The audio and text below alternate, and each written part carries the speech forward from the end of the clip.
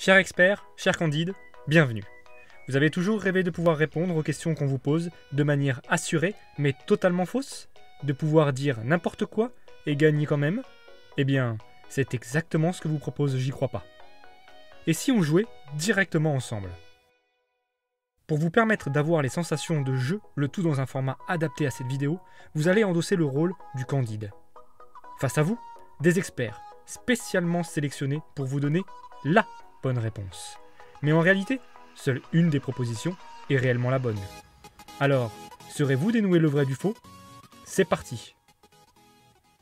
Voici la première question. Quel est l'objet de l'art campanaire? Pour cette première question, voici les réponses de nos experts.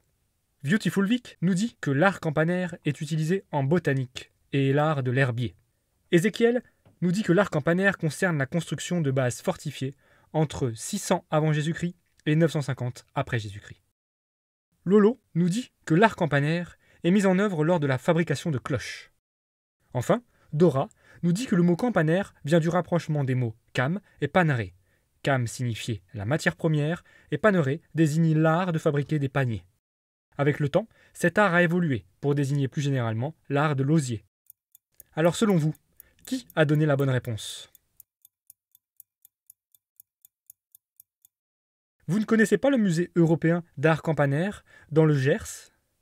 Eh oui, la bonne réponse était celle de Lolo. L'art campanaire est mis en œuvre lors de la fabrication de cloches. Alors, nos experts ont-ils réussi à vous berner? Passons à la seconde question.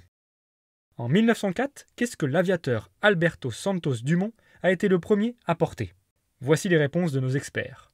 Luerne nous dit qu'Alberto Santos Dumont a été le premier aviateur à porter une montre avec un bracelet. Aurélien nous dit qu'il a été le premier à porter un micro portatif, car jusqu'alors, les communications radio n'existaient pas dans l'aviation.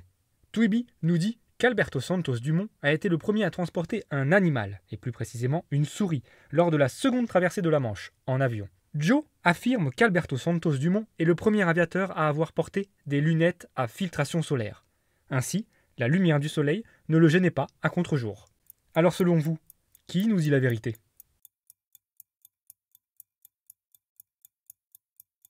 Si je vous dis Louis Cartier, eh oui, la bonne réponse est un bracelet-montre. Troisième et avant-dernière question. Au Japon, quel concours représente le Higasen, un tableau du XVIIe siècle? Luerne est poétique. Le Higasen représente un concours qui avait lieu tous les ans, lors du festival d'Anami. Il s'agissait de réaliser une œuvre artistique à l'aide des pétales tombés les jours précédents. Crumpy est un peu moins poétique. Quoique, le Higasen représente un concours de flatulence. Ézéchiel est plus distingué. Il nous dit qu'il représente un concours qui se déroulait annuellement lors d'un grand repas en l'honneur de l'empereur. Il s'agissait alors de présenter les mets aux convives, mis en scène et arrangés comme des œuvres d'art. Aurélien, lui, veut en découdre. Le Higasen représente un concours qui faisait s'affronter les hommes forts de la région. Ceux-là devaient lancer des troncs d'arbres le plus loin possible à la seule force de leurs bras. Bon, je ne sais pas par quel bout prendre cette réponse. Allez, allons-y franco.